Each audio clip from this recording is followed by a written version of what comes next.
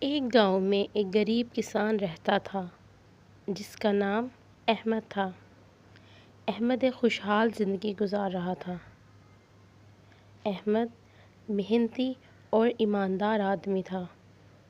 وہ اپنے ہاتھ سے کی گئی محنت پر یقین رکھتا تھا اور اسی پر وہ خوش بھی تھا۔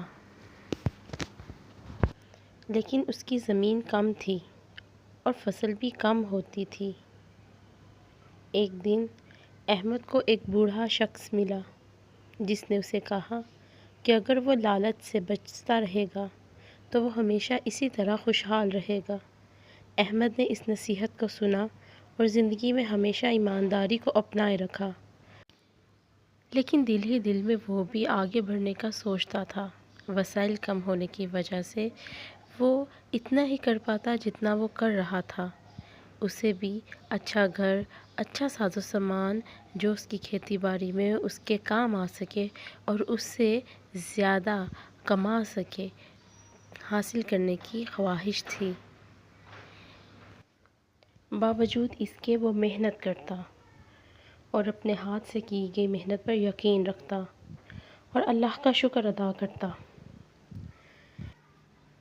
ایک دن اسے ایک دوست ملا جس نے اسے خفیہ خزانے کے بارے میں بتایا جو جنگل میں ہی کہیں چھپا ہوا تھا۔ احمد لالچ میں آ گیا اور اس نے اس خزانے کو تلاش کرنے کا عہد کیا۔ وہ جنگل گیا اور دن رات خاک چھانتا رہا لیکن خزانہ نہ ملا۔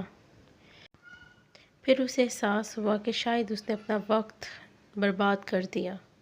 اس نے واپس آنے کا ارادہ کیا لیکن جب احمد واپس آیا تو اس نے دیکھا کہ زمین بنجر ہو چکی تھی۔ اس کی فصل پوری طرح سے تباہ ہو چکی تھی۔ احمد کو احساس ہوا کہ اس نے زیادہ کی تلاش میں تھوڑا بھی کھو دیا۔ اس نے دوبارہ سے محنت کرنے کا ارادہ کیا اور آئندہ لالچ جیسی برائی سے دور رہنے کا بھی عہد کیا۔ اس کو احساس ہو چکا تھا کہ لالچ بری بلا ہے۔